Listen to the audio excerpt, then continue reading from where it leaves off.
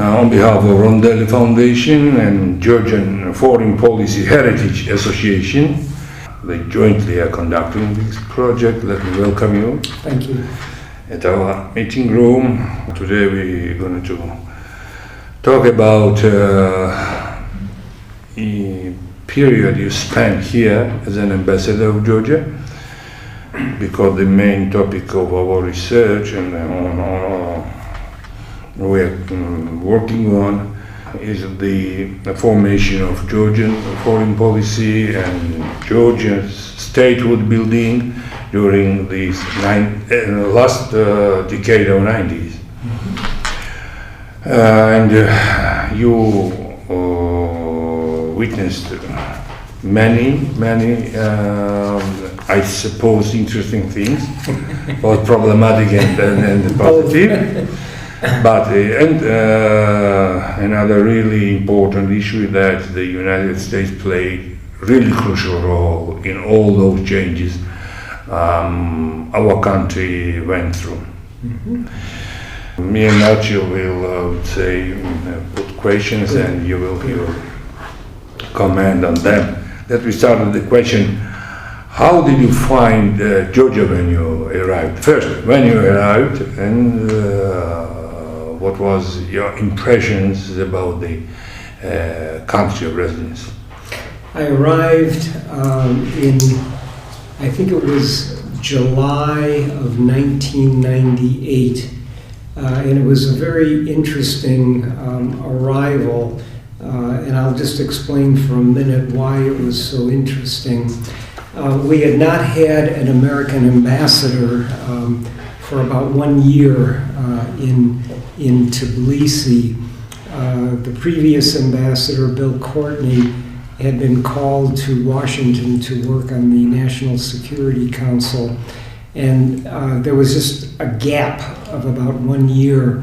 And Strobe Talbot, who later became the Deputy Secretary of State, came to Tbilisi probably in June of 1998, and President Shevardnadze said, "I want an American ambassador here." I was in Washington and thinking that I would probably have about 6 months to prepare, to come out here. And I got a call on a Friday afternoon saying, you are going to have your hearing before the Senate Foreign Relations Committee next Tuesday, and you're going to be on an airplane to Tbilisi on Friday. I was shocked because I thought I was going to have months to study Georgian, time to do a lot of reading, and I really had no time at all. So I came here, I had read a great deal about Georgia, but not, sort of fully prepared because it was all so quickly. And I was here for 1 month by myself. My wife, I went back after 1 month after I presented my credentials to the president, met with you, and stayed for about 1 month. I think I was here for the July 4th celebration. And then, I got on the airplane to go home and pack up, and then I came back about a month later with my wife. So the initial, impression was a very kind of a rushed one. And what I found out very, very quickly was that the situation, here was more complex than I had, gathered up from the briefings. The sort of recurrence of the war with Abkhazia, had occurred just a couple of months before. And I hadn't fully, when you're not here, you don't fully get a sense of the impact that these events have.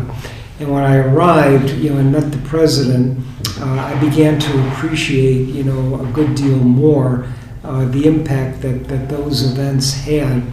And the second major thing was the Russian economic crisis, financial crisis, which hit almost at the time that I was here. And I saw, the impact of both of these, very difficult situations, on Georgia. What I had been briefed on in Washington more was on the reforms and the positive progress, that Georgia was making. And when I got here, I just found it to be a much more complicated, more difficult, situation. And one of the things that I worked on very early on, and I had worked primarily with the then, Speaker of the Parliament, Zorobzhvania. One of the most difficult issues that you were dealing with at that time was the fixed exchange rate of the lari to the dollar. And my training, I'm not a formal economist, but that is my background.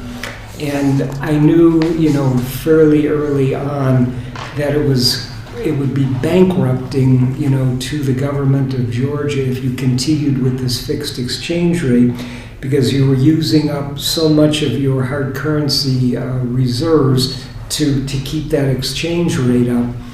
And I talked to the president about this, and he was not interested in letting the exchange rate float.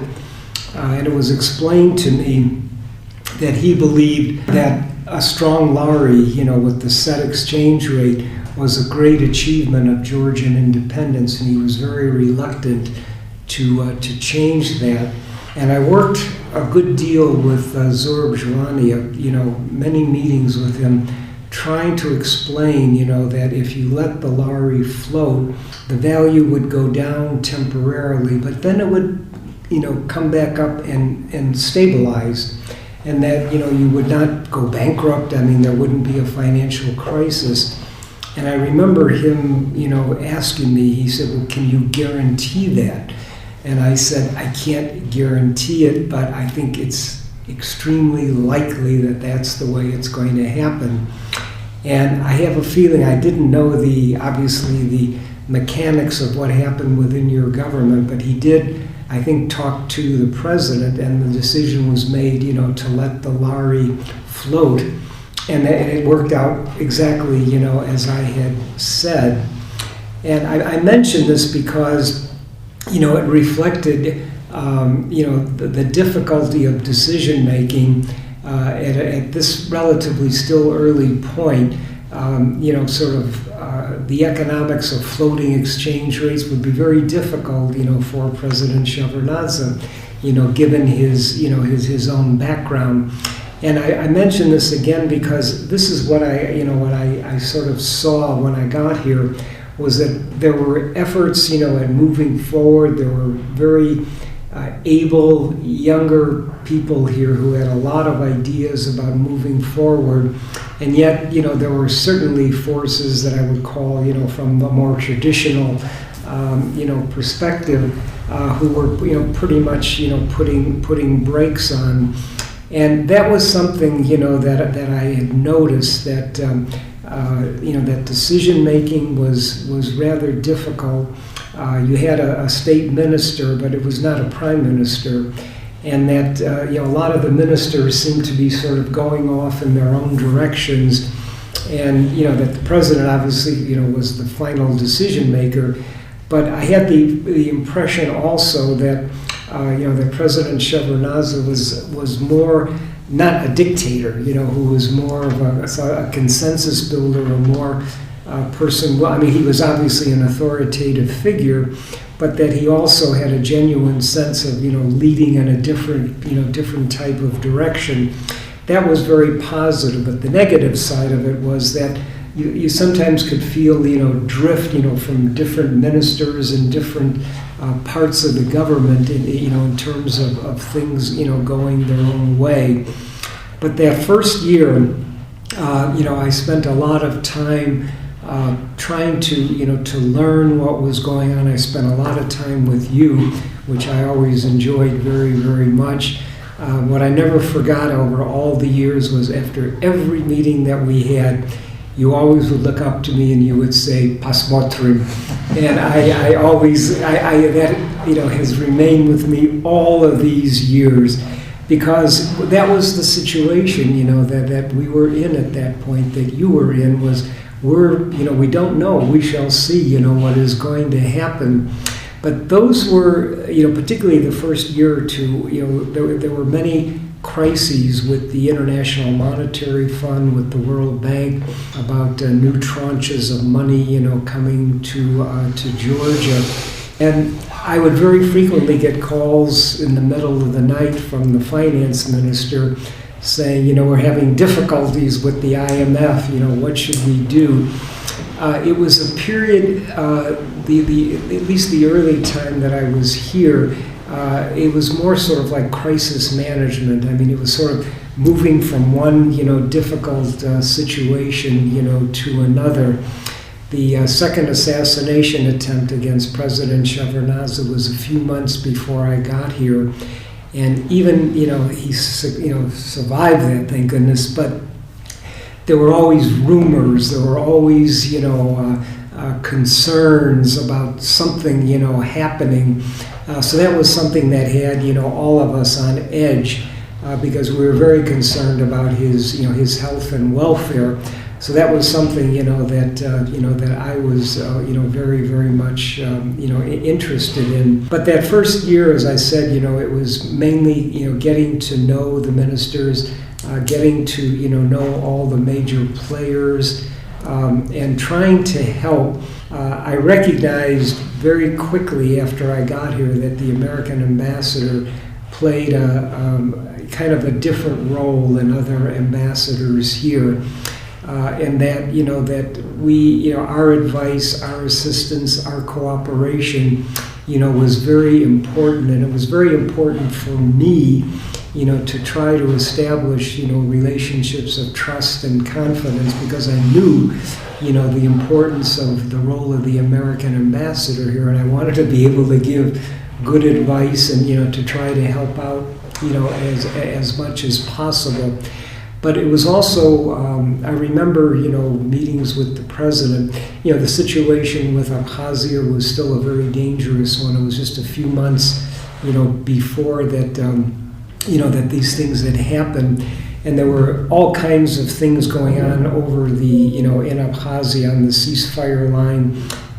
What was it, the White Knights? I've forgotten the names of the groups, that were, and so there was always a concern that, that fighting could, reemerge again and be very, very serious.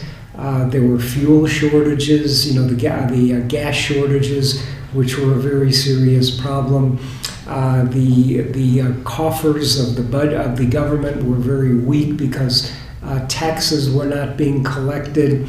And there was sometimes a feeling, and I'm being very frank right now, that the writ of the president, the authority of the president, did not go far beyond Tbilisi. That because the army was weak, again because of budgetary issues, there were major problems, with corruption.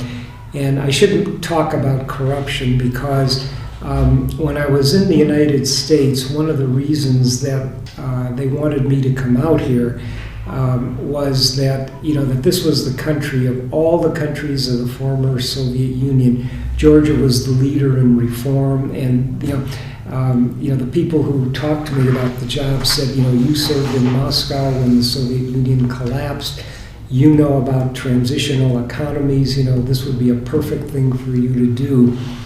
When I got here, though, one of the things that that I saw fairly early on was that there was a lot of corruption, and that it was not going to be very easy to solve that issue, and that was something that I worked with our USAID very, very extensively, and we did develop what we kind of called the 5-point program. And it was mainly designed, to help Georgia deal with some of the problems of corruption. And I actually had to take our AID people and literally wring them by the necks and say, this is what we're going to do. This is our program. And we did the land titling, which was a very important program. And we set up an anti-corruption commission. I don't know, for the record, I don't know whether you can always edit this out, but one of the most amusing things that I had in all my years here is we came up with the idea of this anti-corruption commission, which the Americans and the Georgians, were going to do jointly. And the head of USAID was the guy who was going to sort of be the lead person on the American side. So we went to see the president, and I explained all this, and he liked the idea. And then I explained to him, I said, Mr. President, I'm going to be the titular head of this, and you will be on the Georgian side. I said, Mr. Farbman, the AID director, will be the day-to-day head, and I need you to nominate a very able, a very intelligent, and a very honest, Georgian to be his counterpart. And Gela Charkviani, of course, translated this into Georgian, and the president started laughing, and I thought, what's happening here? And he said something to Gela, and then Gela said to me, Ken, he said, the president asked, was that a serious question, an honest Georgian? It was a joke, but the corruption thing, seriously, was a very important area, because I realized, when I got here that, corruption was a major, I used to tell the president, I will know that corruption, is not a problem any longer when I drive down the streets and I don't see the traffic police, with their hands on us. And that's always a very, very dire, indicator. So the corruption was something, because we really felt that, that corruption was preventing so many important things from moving forward. We were working on reform of the energy, market here, and that was so corrupt. The natural gas coming from Russia, that was clearly a very, very bad area. So corruption, within the government was something that was really of great concern to us. And we were getting pressure, back from Washington, from our Congress, being, worried about, about corruption. That we had to balance with the incredibly positive and very important position that President Shevardnadze enjoyed in the West. He was an icon, because of his role in the dissolution of the Soviet Union. And it was not always easy, to report to Washington, that we had excellent working relationships, with the president and the government, but that corruption, was a really serious issue. And that was something that I found, over my time here, was something that was very tricky to negotiate. Was to have very good relationships, with the government, but also to work with some of the younger people, who were, really interested in, reform and anti-corruption. And I think, we had a pretty good balance, doing that. The next thing that I would point to, though, which to me was probably the most serious issue, that I confronted in the whole time I was here, and that was the fall of 1999, 1 year after I got here. You had the spread of the sort of uprising in the northern Caucasus from Chechnya into Dagestan. And, that, of course, ultimately resulted in the Russians, coming back militarily into Chechnya. And this is something I know because we were together during this. But, receiving a phone call, and I was aware, of the Pankisi Gorge already as an issue, and the Russians were dropping ordnance in the hills, not killing people, but killing cattle. It was a calling card, a warning, what could be. And I got a call, it was October of 1999 from Gela late one afternoon, And he said, drop whatever you're doing and come immediately to the Chancery. That was the first time, that had happened with that kind of seriousness. And I got to the Chancery, immediately, and no waiting to see the president. We just walked right in and sat down. And he said to me that Yeltsin had called a couple of weeks earlier to ask permission to bring troops and ordnance from the Russian bases, in Georgia to use into fighting Chechnya. And what the president said was that they had considered this, and they decided against the request. And I'll never forget what he said after that. He said, and Gala, of course, was translating, but he said that this is the first time we have said no to the Russians in 150 years, and they will never forget it. And that was the most difficult period. I think, when you're asking about statehood and state organization, that was an extremely threatening period because, the Russians started putting all kinds of pressure on Georgia. I myself, who had been familiar with, a couple of decades earlier, what the Soviets did before they went into Czechoslovakia, what I was seeing in Georgia, it was a very similar type of propaganda, and I was really worried, that there was going to be an intervention either directly or indirectly. And we went back to the embassy, and we helped develop what we called our 4-point program. And, we discussed this, with the government here. It was, the 4 points were, providing equipment to General Schedza, and the border guards, got night goggles and good equipment to go up into the high mountains. That was one part of it. A second part of it was the OECD to get the monitoring force. Along the border. Yep, that was the second part of it. The third part of it was, and Strobe was very active, and this part was basically telling the Russians that this is a red line, do not come into to Georgia. And then the fourth part of it is that, and this was where we kept trying and trying, talking to General Schedza and also talking to the president to get control of the Pankisi Gorge, and that was the most difficult part of it. Eventually that was done, but it took another year or so at least before that happened. But that was the most tense part of my time, in Georgia, because we simply did not know what the intentions, of the Russians were.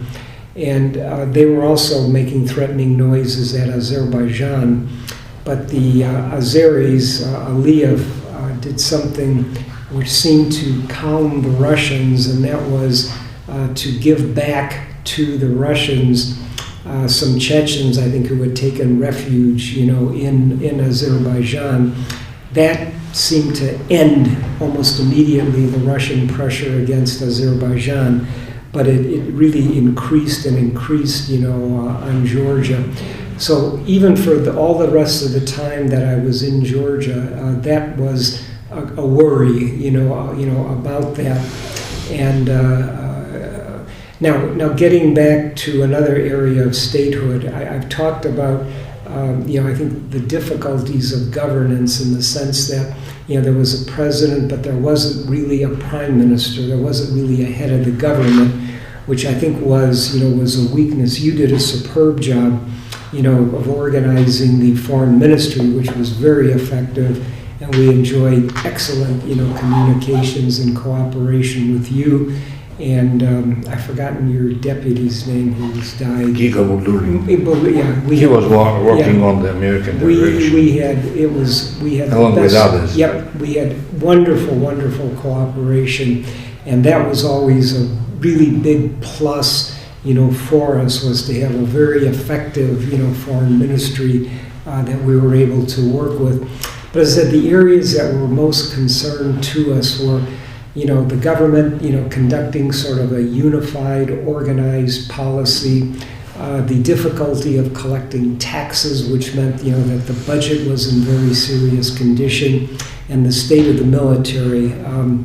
While I was here, there were at least 2 or 3 attempts by different parts of the military, you know, to do something. Sure. We were never quite clear what they were, but one group started to march, I think, towards Tbilisi.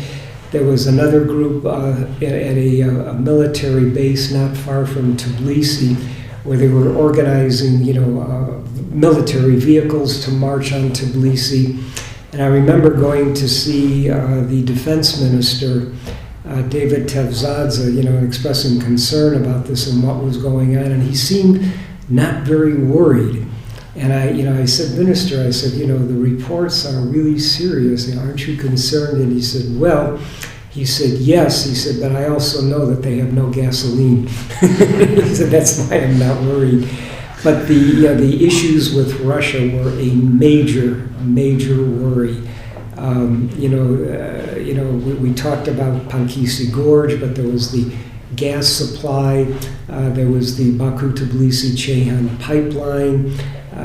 There were other issues. You know, the Georgians, obviously the great concern about Abkhazia and South Ossetia, which was a running sore all the time that I was here, the IDPs. I mean, it was just obvious that this government here was new and was suffering under tremendous, burdens. The area that I was most concerned about, as I said, was corruption, and we really tried to push, in certain ways. And I'm probably not revealing any confidences here, but the last time I saw Zurb Zvania before he tragically, died, he was in Washington in December, I don't know, it might have been 2002 or I don't remember, 3 for a conference. And he always, let me know when he was coming to Washington. We would always get together. And we met at the Mayflower Hotel. I remember that's where we met. And we sat down and were talking to each other. And I was just talking about corruption. And I was talking about the land titling program. And he looked at me and he said, I think that land titling program helped us win. I don't remember if it was parliamentary elections or presidential. And then he looked at me and he said, there were times that we felt you cared more about Georgia than we do. I'll never forget him saying that. I don't think he was serious, but we really did try to do a lot, and a lot of it was directed at corruption because we really felt that this was really sapping at the very essence, of government. And again, another factor that was always of concern. When I used to talk to the president about corruption, he would kind of throw up his hands and say, Kenneth, what do you want me to do? What can I do? And we remembered, the stories when he was, first secretary here. He asked everyone to raise their hands with the watches, their wristwatch. But that was always, a real problem was, and I think we understood that after, and I don't know if I'm right or wrong on this, but you're asking me my opinions and I'm going to give them. I felt that probably after the second assassination attempt, that he was probably very much not under the influence, but very much concerned about internal security, and therefore the minister of internal security, and who had a reputation of being very, very corrupt, and so much so that I really used to limit my contacts with him to strictly business related to the security of the embassy and our American personnel. He always would ask me to go to lunch, and I always refused, to do that. But we felt, that after the second assassination attempt, that the president felt so much obligated, for protection to the Minister of the Interior, that he overlooked a lot of corruption, that went on. And that was, as I said, that was a tension, that we felt that, and a frustration, talking to the president, recognizing that corruption was a problem, but not getting nearly enough in terms of response. That's why we moved to that anti-corruption commission, that I mentioned, with the president. So, just looking back, I've answered probably 10 of your questions already. But, from the time that I got here, I would say the most important reaction was that what I had learned in Washington was not adequate, to tell me about what was actually going on the ground here. Thank you. Ambassador, you mentioned the fall of 1999, Yeah. when Russians asked us to allow them transit their troops into Chechnya. But a few months before, there was a first ever visit to Georgia of the Secretary of Defense, Yes. Secretary Cohen. Yep. And my question would be that denial to Russians on the part of Shevardnadze was part of the anticipation of the possible retaliation on the part of the North Caucasians, Chechens, Yes. or that was part of a larger, major decision on getting even closer to the West and trying to shift the orientation towards West, because that discussion, as far as I remember, because I attended the discussion and you were there, Shevardnadze told Secretary Cohen that Georgians decided that it would be in their best interest to become United States the most reliable partner in the region, like Israel is in the Middle East. Those were the exact words. And the response on the part of the Secretary Cohen was that yes, that's something which fits our grand strategy in this part of the world. So that's why I'm asking that denial to your analysis. I mean, what was the motivation of that denial to the Russians? Well, we, obviously we were unaware of what was going on. So the Russians afterwards accused us of twisting President's arm to say no, which was not correct. They were furious. They were furious with us, and they blamed Strobe Talbot, because Strobe had been here at some point during that. And they said this was all a setup, which it wasn't, to the best of my knowledge. My own reading of what happened at that time was more the former.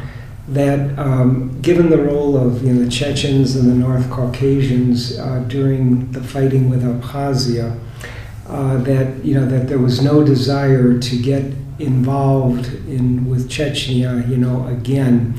And that the other reason that we always assumed that the president didn't want to do it was that once the Russian troops, were sort of on the loose in Georgia, you didn't really know what they were capable, of doing, because they were already starting to make noises about the Pankisi Gorge. And I think there was, that concern that, by giving the Russians permissions to move, that they could move in ways, that would be, deleterious. I honestly don't recall the president linking that decision to, to the Cohen, meeting, because I remember that very, very, exactly as you remember it. And that was noted, very clearly, in Washington. That, it raises a very interesting question as well, because, we always wanted very close relationships with Georgia. The Shevardnadze factor was very important, but Georgia was leading the way in reforms, and that was very closely, noted in Washington. But again, in being very frank, I was sometimes a little concerned that there might have been a misinterpretation on the Georgian side of sort of how what's the best way to put this? That Georgians were coming to feel that the country was so important that we would never let it fail, which I think sort of took it beyond, what we were all talking about at that time. Because I can remember a couple of times, the president saying, this happened, I saw the notes of the meeting.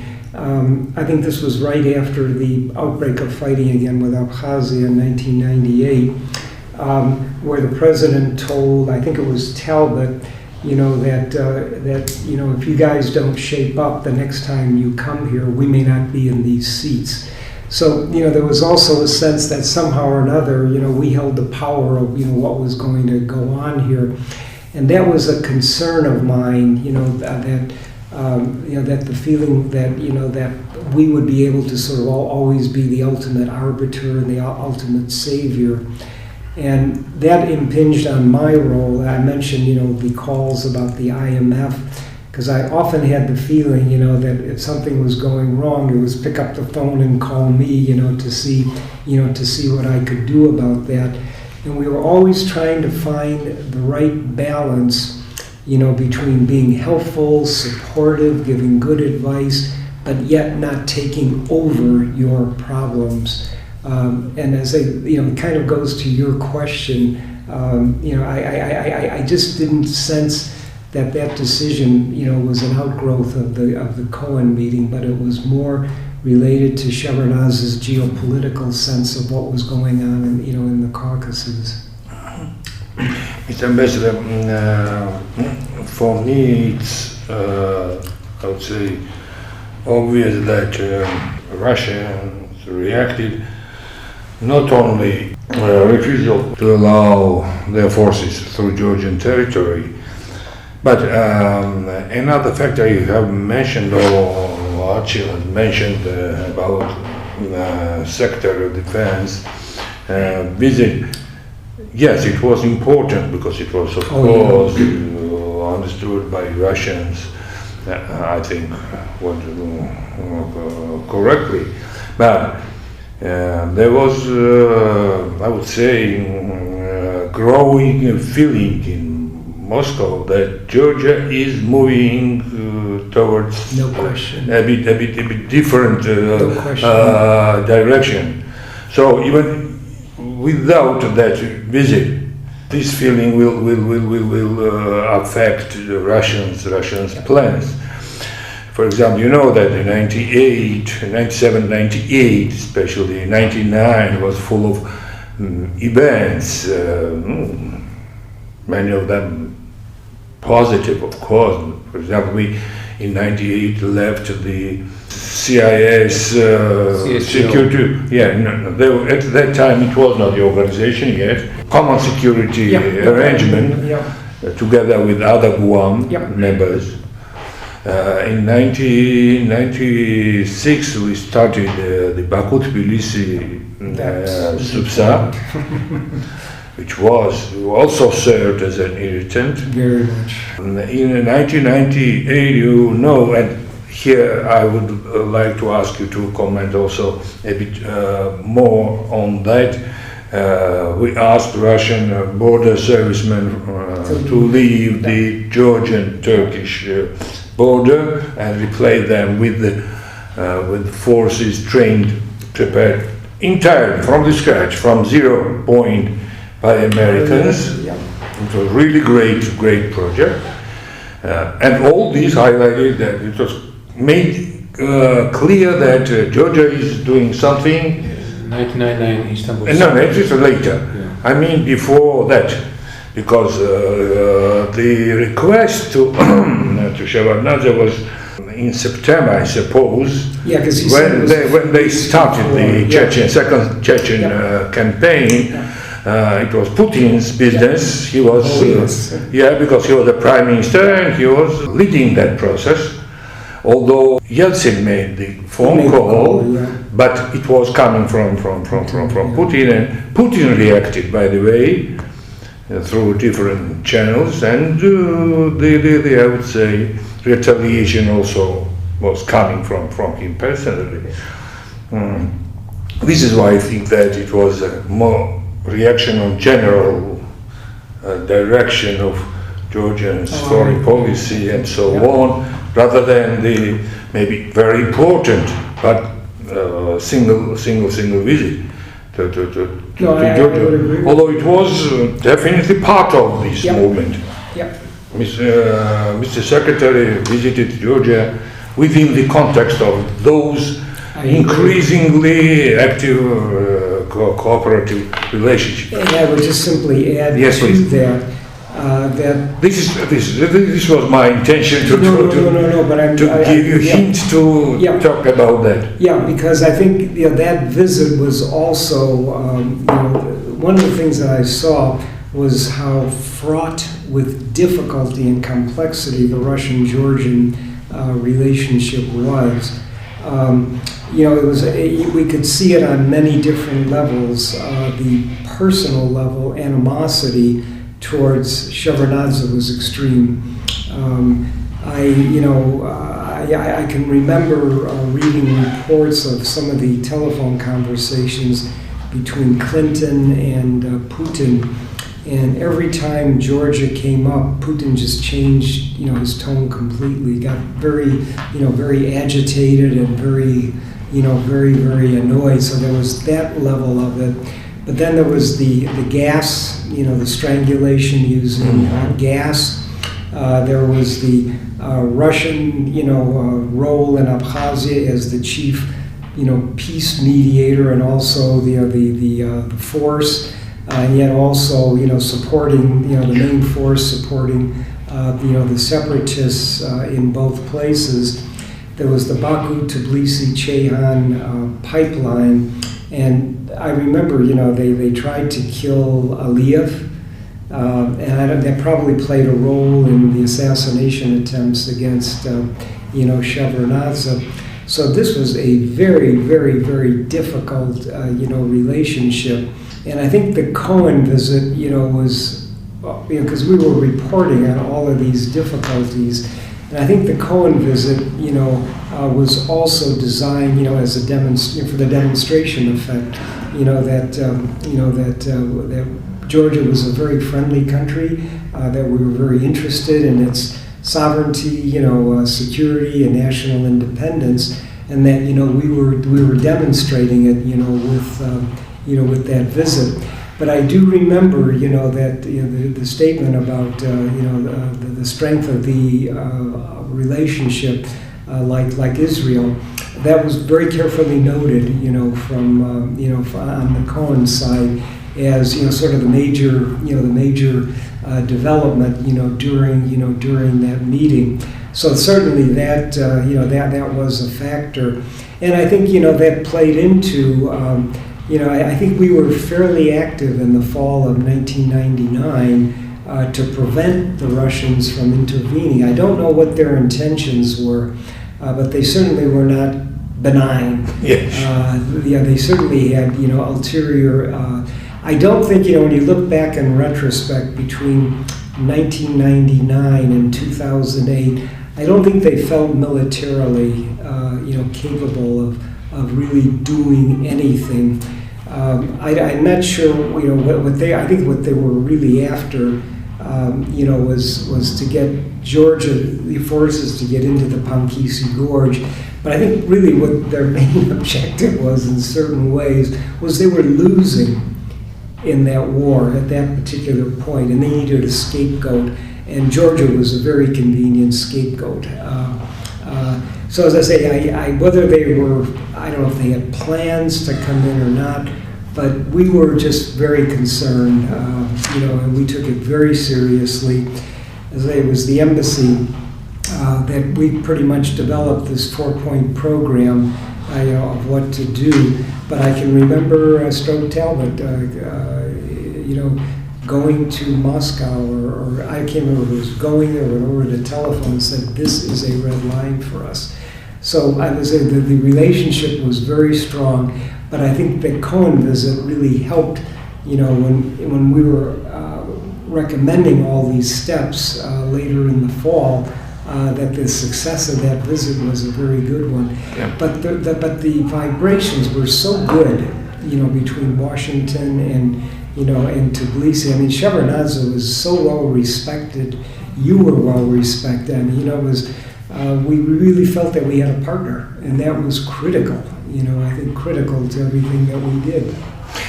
Again, in the mid 90s, very important process been initiated by the State Department. It was security dialogue between us and among some other other activities.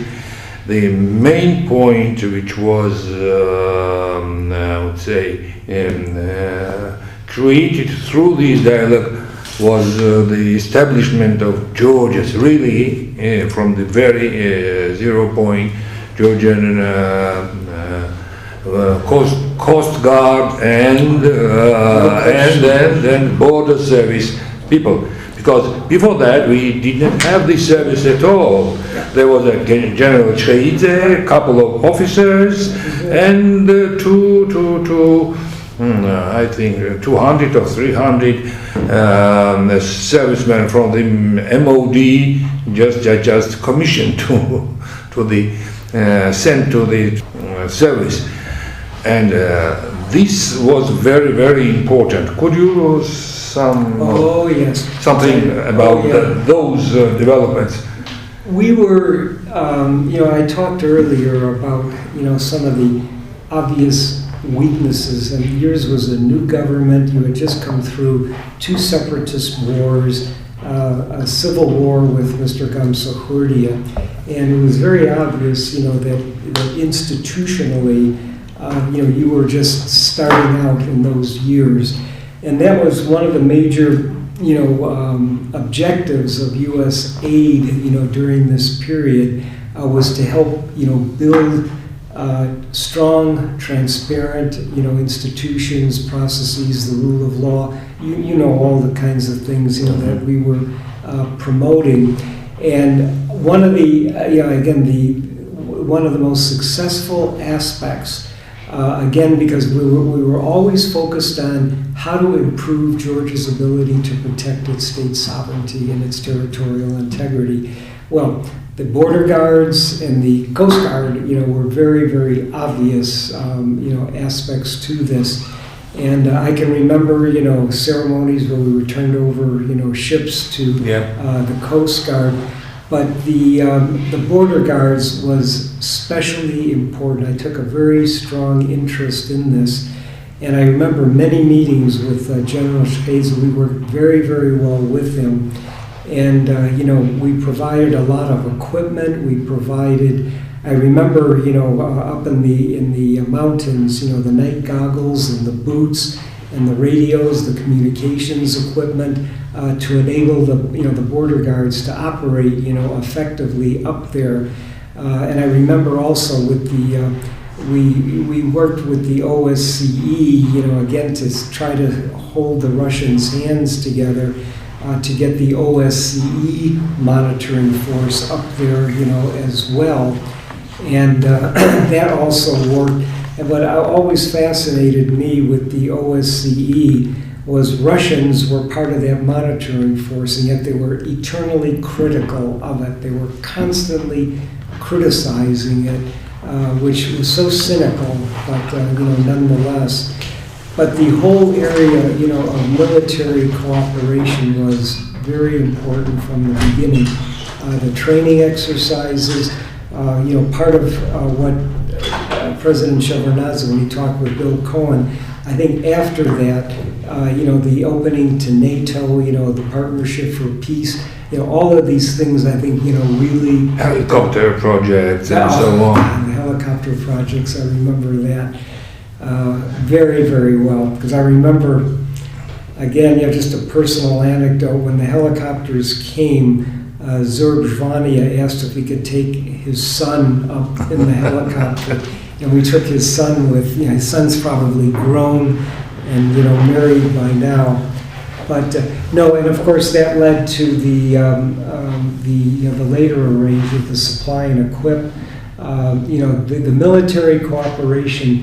And again, I give great credit, to Georgia, because Georgia was always with us, and you were with us in Afghanistan, with us in Iraq, and that, with our military, if you're with us, they never forget that. So you've always had very strong support, from the U.S. military, for the training, the equipping, and hopefully now, I guess, Javelin missiles in the not distant future, from what I'm hearing. So that would be good. No, but as the military side of it was really one of the building blocks in the relationship. Yeah, really.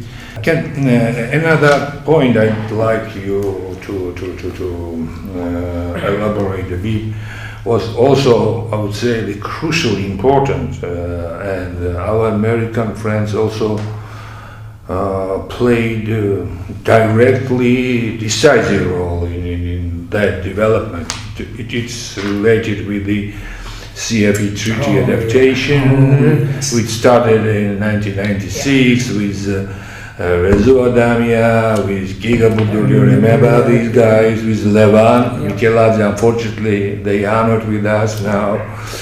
And then it was that strategy which we've been following step by step, and Istanbul. Then got to the Istanbul, historic Istanbul. No question. With I remember with Mr. Dunkerley daily. He's passed away too. Yeah, unfortunately. Being with us, with the Georgian delegation, and with Madam Secretary Albright, starting his working day or ending, talking about how the Georgian-Russian discussions are going on.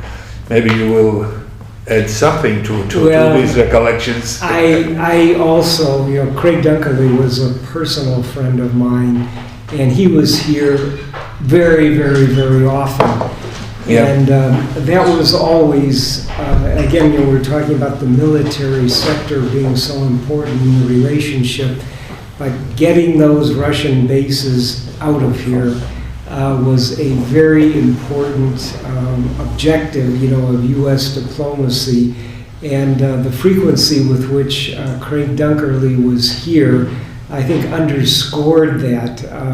As I said, I felt sometimes like he was living with me, but that was, to me, one of the really most striking achievements, in Istanbul. But I remember afterward that we were concerned about the Russians sort of lagging in their final evacuations. And I remember that was a constant thing that we kept bringing up with them, and they finally, I think they exceeded the length of time in which they were supposed to be out, but they were finally out. And I just remember the exultation that we felt and your government felt, when those bases were finally closed. Because all of these we looked upon as steps in your asserting your sovereignty and your independence, controlling the borders, monitoring, having the Coast Guard, training and equipment, your forces, and then getting rid of those Russian bases was. I still remember when I would go to see General David Tevzadze. Right next door was the Russian, the military, and you could think, my God, you don't have to be, terribly sophisticated to see, that the Russians were right there, and that this was not a good sign, for your sovereignty and your independence. So I think we were all very, very happy. To see them go, and that was, I think, another very good example of the close diplomatic coordination that we had with you and with the whole government. That was a very good, strong diplomatic success. Yeah, it was really daily it was- cooperation. Otherwise, it would be impossible. But again, to push them out of. Yeah, but this is what I think distinguishes, Georgia from almost every other country except the Baltics, which are a special case. But I don't think we had these working relationships with any other country as we did with you. And that is, I think, a tribute, to the good people, that were in your government. I think also, when I look at the things that we used to talk about, why we enjoyed working, with Georgians, all of you spoke English, which was very important. These... Although different levels, but It nevertheless. doesn't make any difference. The fact No problem that, of communication, we yeah. didn't have and not only did we not have a problem of communication, but we understood words in a similar way, which is very, very, very important. Also, so many of your people had studied in the United States. Some of us knew people. There was just a feeling of Georgia being different. And that just kind of permeated, I think, so much of, we're Americans, you're Georgians. Obviously, we have our national interests and we're going to defend them, and they're not identical. But, at the edges, these personal relationships and the trusts, that were built up, I think were really very important in the relationship. And the Shevardnadze factor was a very important one. There's absolutely no doubt about it. He was revered in Washington, and that made a big difference. And again, thinking back, when I would come to see him, and sometimes you could tell if he was, in a down mood, you could just kind of tell. And I would walk in and I would look at him and I said, "Oh, Mr. President, I send you greetings from Jim Baker." And he would just, But those were important, those relationships, the negotiations that he did as Soviet foreign minister.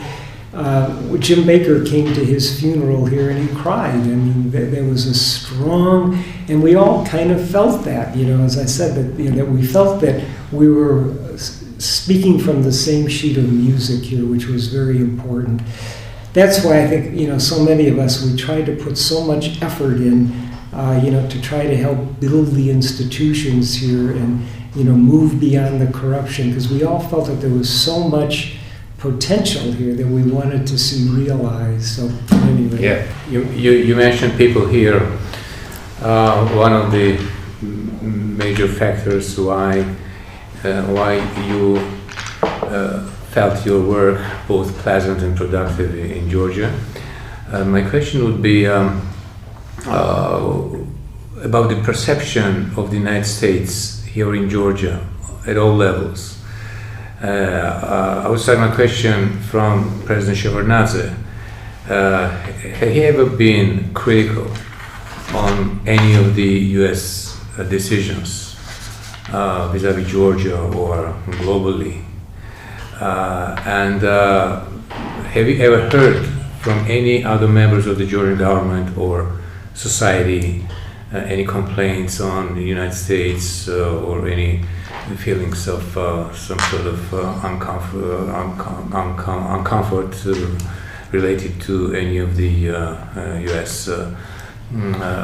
Policies towards Georgia or the wider region, including Russia? Or so that's my question. On the official level, no. On the unofficial level, I had a number of people who would criticize me for saying that you are the ones who enable all this corruption to go on here because you're not tough enough, with Shevardnadze. That was something that I heard quite a bit, that you are enabling, and that your aid program, is being siphoned off, that it's corrupting people. I did not hear that officially. I heard that from unofficial.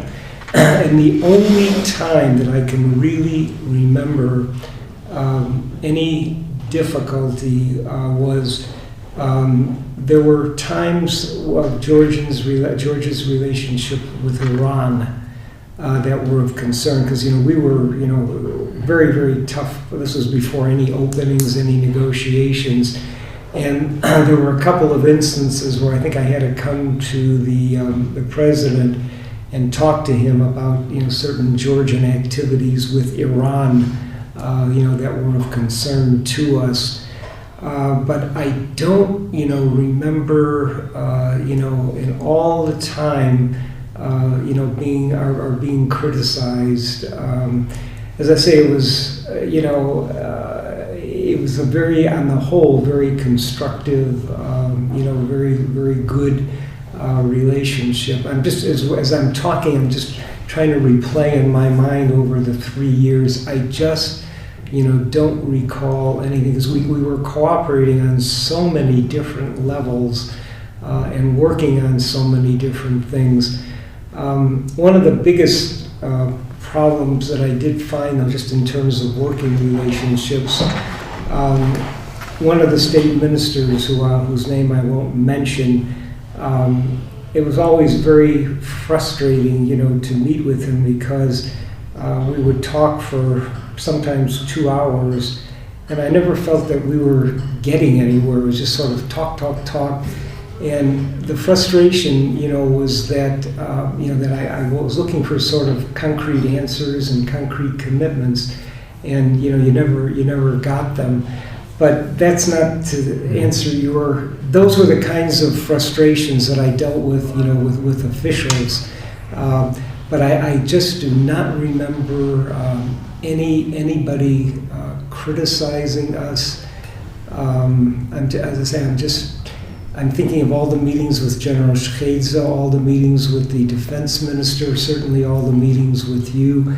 I just don't recall somebody to my face saying, we don't like what you're doing and stop doing it. For the most part, I think it was a very open, a very constructive relationship, with also a lot of appreciation directed at us. I mean, I remember the president saying many times, if it hadn't been for U.S. assistance, we wouldn't be here, in the early days. And that, I think, kind of permeated the relationship. What about leadership of the brave KOA regions with whom you also met? What about their perception of yours, personally, or United States? It was interesting with Leila. It reminded me of, I would go to Abkhazia fairly often. I often went with the UN, when there would be, some of the friends of the Secretary General who would go, but I went fairly often by myself. And I remember many meetings with, with Artzimba, which were not friendly. They were, the pleasantries were there, but I remember the meetings were almost always identical. And I would say to him, that you may have won the battle, but you have not won the war. And I said, you're not going to be recognized as independent. We're never going to recognize you as independent. And you might as well just stop posturing, in that way. And he would then get started, and he sometimes would go into a monologue for at least a half an hour, telling me that I'm wrong. He said that this was the way your revolution started out. Nobody recognized you, but now look at the United States. I will be correct. We are going to be independent. We're going to be recognized, and you don't know what you're talking about. And the United States policy, is wrong, and it's going to change. That was, I probably heard that 5 different times from him, in each of the meetings. And they were not what I would call, they weren't shouting matches, they weren't, unpleasant, but it was very clear, that we were coming at this from very, very different, viewpoints. Those were not easy meetings, I would say.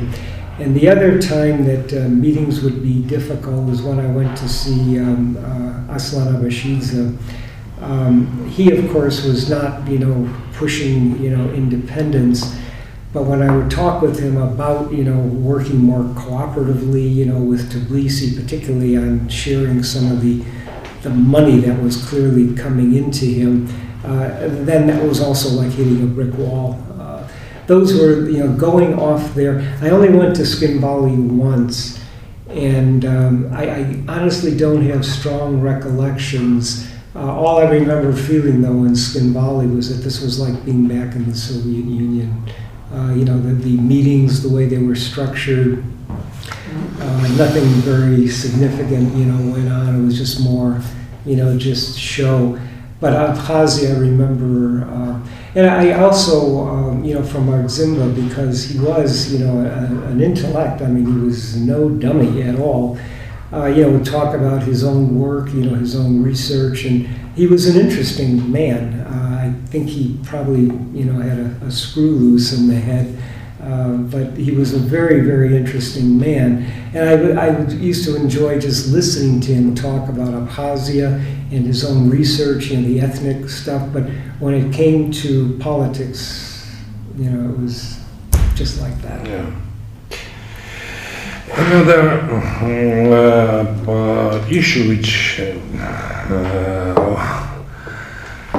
comes up inevitably at Istanbul summit, along with the CFE and all these stuff with the security issues and so on. One very important event also took place. It was the signing of the historic, I would say, declaration of the countries of Central Asia, South Caucasus, Turkey, American President and European Union about the East-West energy corridor. Yeah.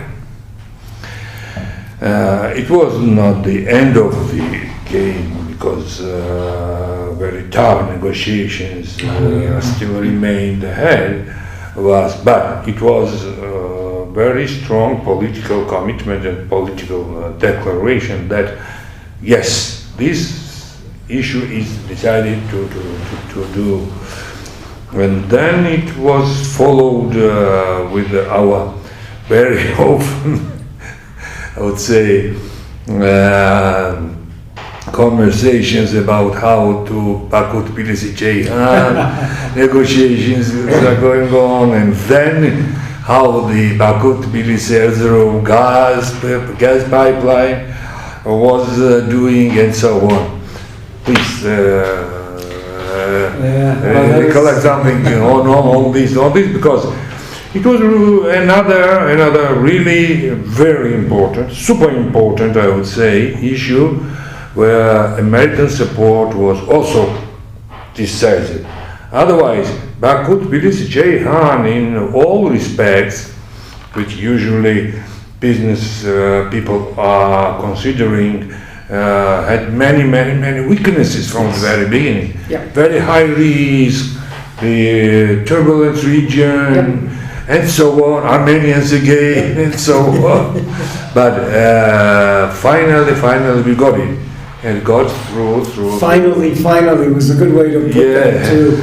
Finally, with through your, I would say, really strong support. I remember during the negotiating process, at least with Georgia, 2 American ambassadors always been present there. And Matt Bryza started, I think, he's dealing with Georgia, South Caucasus and Turkey from those negotiations. Exactly correct.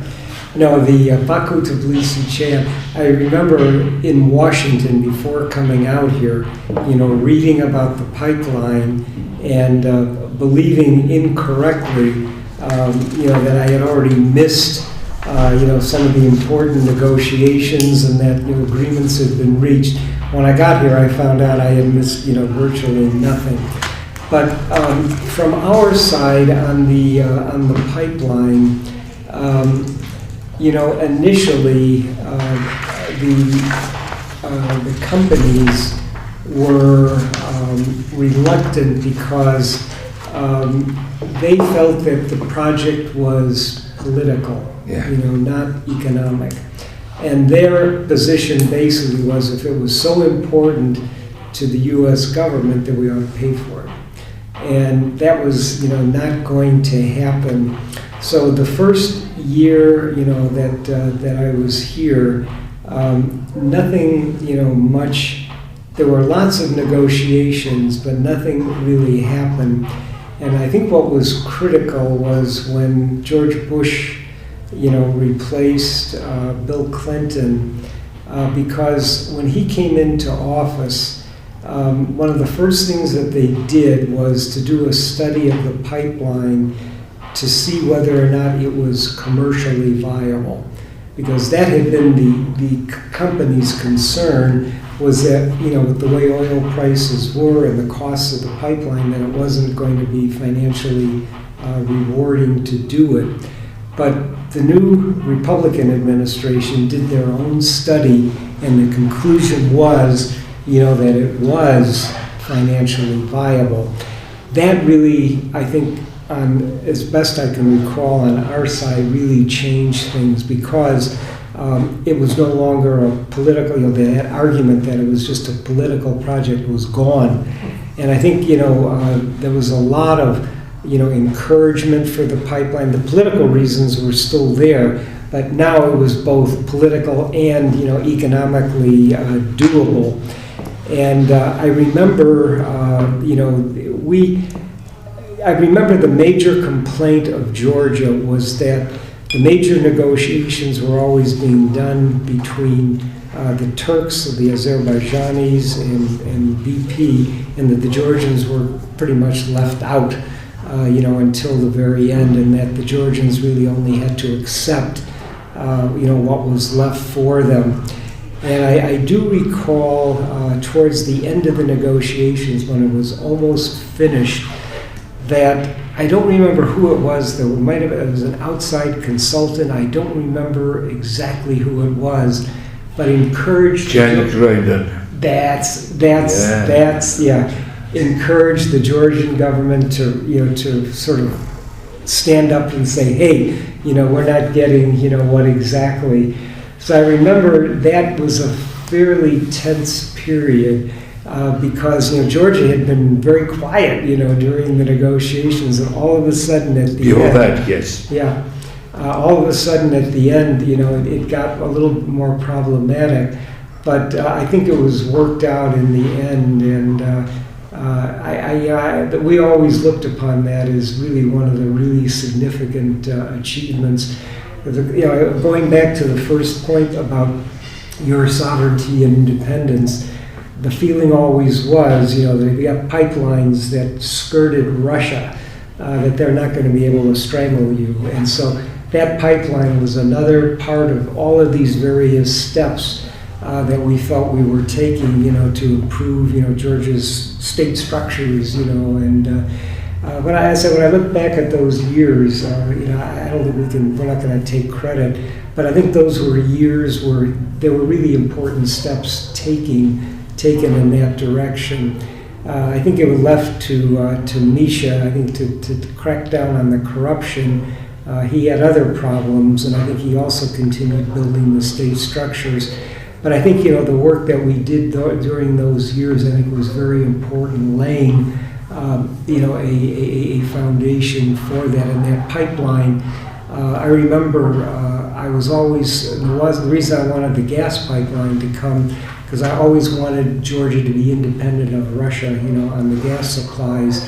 And when that pipeline was finally built, and then, that some of the Georgian offtake was going to be in gas, that made me very pleased, because I remember being here for times when the Russians cut the gas off, and that was not pleasant, not pleasant at all. So I look at those pipelines as an important part. It's an interesting question too, because in those years, I think there was probably a somewhat exaggerated estimation of the importance of Caspian oil and gas.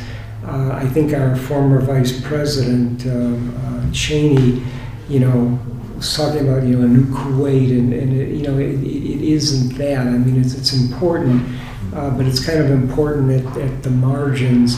Take the Central Asian reserves, for then example, it does. Turkmenistan, Kazakhstan, Then it does, combined. Yeah.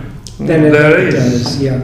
But there was a sense that this was really, going to make a huge difference, and I think it's obviously very important. But I still think there was a Russia. Yeah, who was it was the political. interesting, whose interest was not to have that Kuwait realized.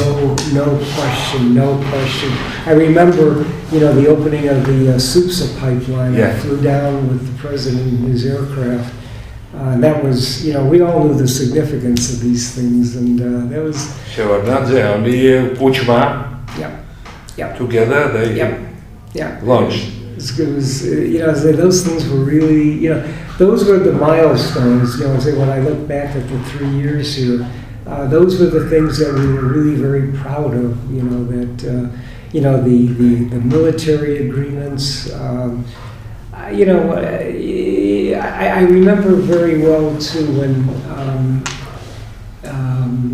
it was right after the Rose Revolution. No, I think it might have been right after. Well, I think it was right after the Rose Revolution.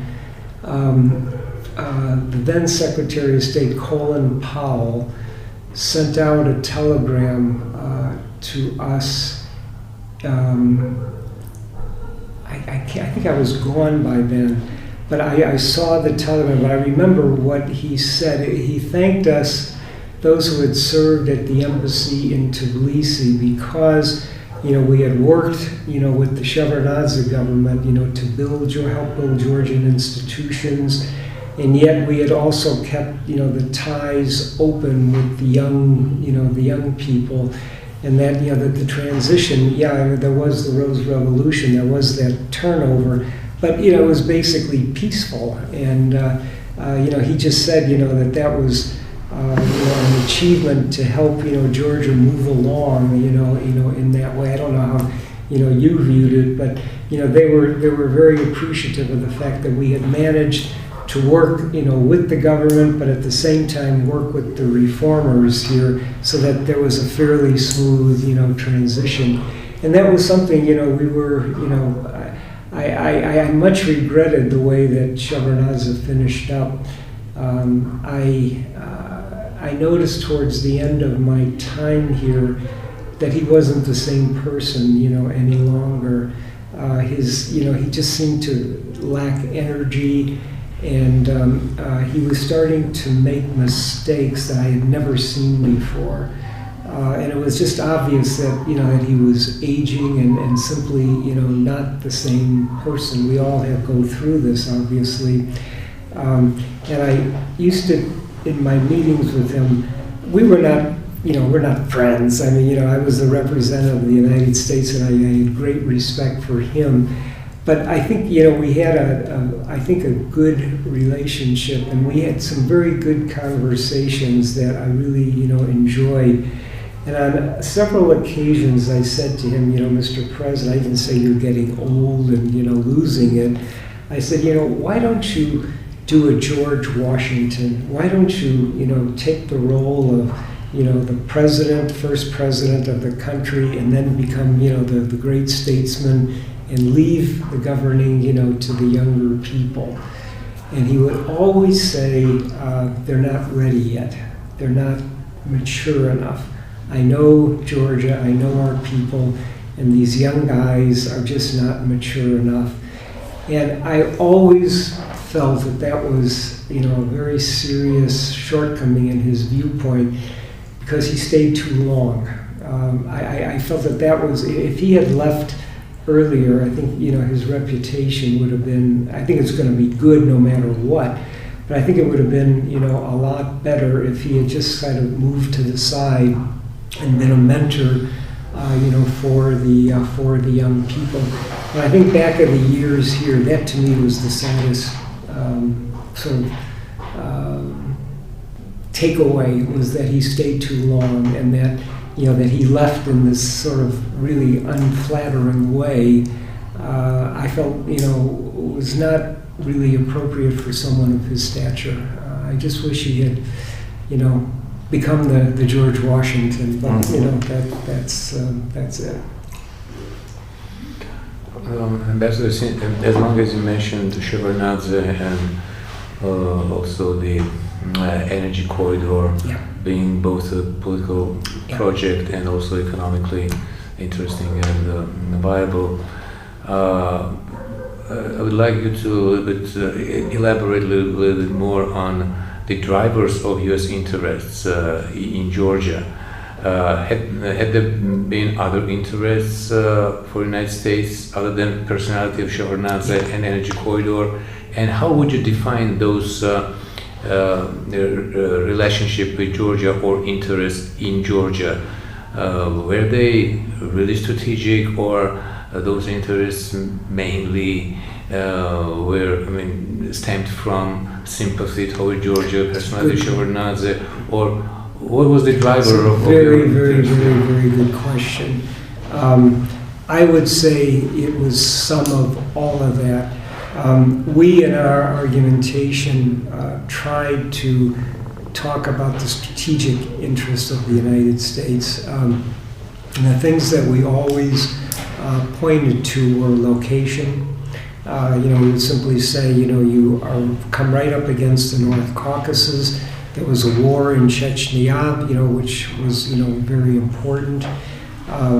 That Georgia really was, the gateway going south, Turkey, Afghanistan, and the Middle East. So we were always very much talking about the geostrategic importance, of Georgia. And that was certainly appreciated. And I would say that grew after 9/11, when we were, the opening up of the corridor, to supply, the forces in Afghanistan and later Iraq. Those were very important. And then the fact that, that Georgia supported, both those efforts with troops. So the military strategic part of it was quite clear. There's another dimension, and that is, the building of democracy. This was one of the few places, the only one outside of the Baltics, really, at that point where there was really an interest in building democracy. First, curbing corruption. Yes. You mentioned corruption was the number one problem. Yeah. But there was a real interest, and also we noticed, the fact that, that there were, some of the younger guys, the Zhvanias, the Saakashvilis, who, were all very well liked in the United States. They all again spoke English. When Zhvania said, that I'm Georgian, therefore I'm European, these things, were noted. And, it was more than simply sort of a realism type of relationship. There was a meeting of the mind on values, I think, which was very important as a buttress to the relationship. Some people always talk about the oil and the gas. Yeah, that was important. But, to make the relationship qualitatively different, I think the values played a very important role. The Shevardnadze factor I mentioned, was important. But I think, that was, I think, important in the earlier years, when Georgia was in such a difficult position in the mid-90s. Then I think, we got to say Shevardnadze. I think that, that was less of a factor when I was here. It's just that, we respected him, but it wasn't, like this Shevardnadze factor. Like the Germans, I think, the Shevardnadze factor was very important, to them as well for similar reasons. But then also, the fact that NGOs began to, that civil society, started to develop here. So there were more linkages, with Americans. All the various, NGOs that came and worked here, those again, formed a lot of linkages that were very important. when I used to meet once a month at the Sheraton at the USAID with all the American NGOs working here, and that room had 20 or 30 people in it. And I mean, it was very extensive. That was one of our largest assistance programs. And this was not Armenia. I mean, the Armenian program, a lot of it was driven by the large Armenian American population. Georgia does not have that advantage. It was driven by this very strong desire, to see this country succeed. I mean, there was Georgia was, as I said, when I came out, it was the poster child of reform. The reality was more complicated, but you enjoyed a very strong, cheering section, in Washington. So it was much more than the pipeline, than the oil and gas. I think for that you really have to look at Azerbaijan. In terms of, that was, I think, a very critical element in the relationship. We didn't have, the human rights divisions with you that we have with Azerbaijan, which of course is still a real problem. You were moving in the direction of elections. They were not terribly open and clean when I was here, but still, the effort was to move, in the right direction. I had one more little story, again, just, how this place fascinated me.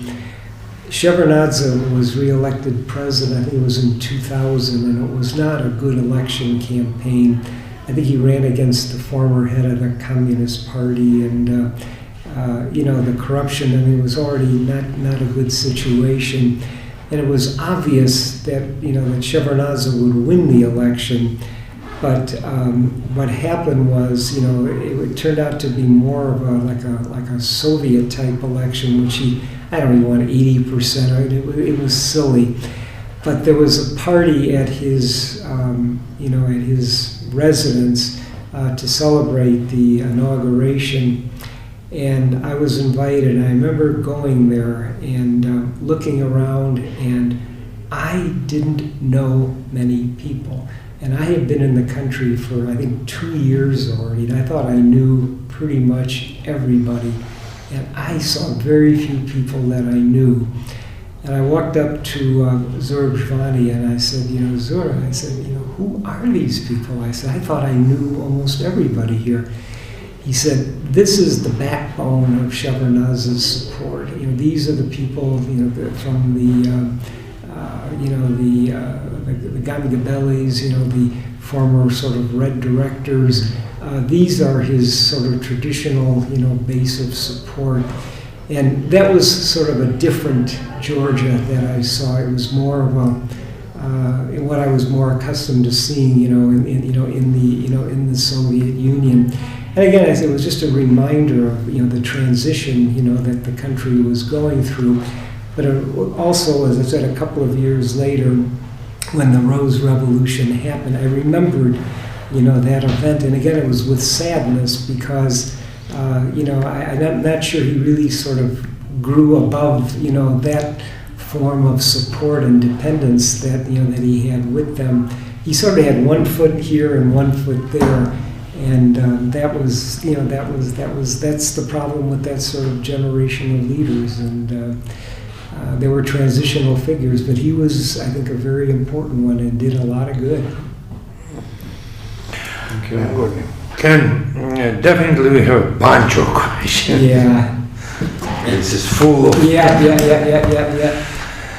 Because this is a reality also. Yeah. All these things are important and high important and so on, but we understand that we all have limits. You have also both physical and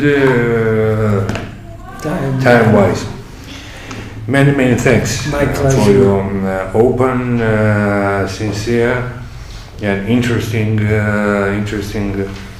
conversation.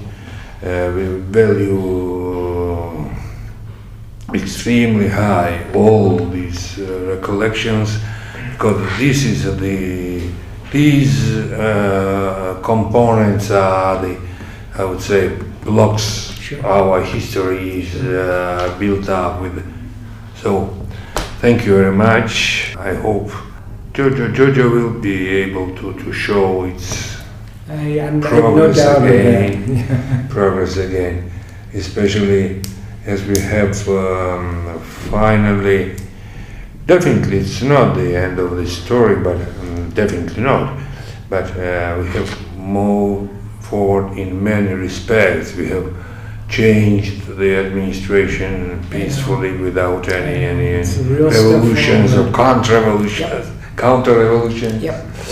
Then we are trying now to maintain the same path. We talked about this European, Euro-Atlantic strategy remains unshakable. This is also important because it was no one is pressing new government or new people to keep the course. Sure. Just understanding this is the only way.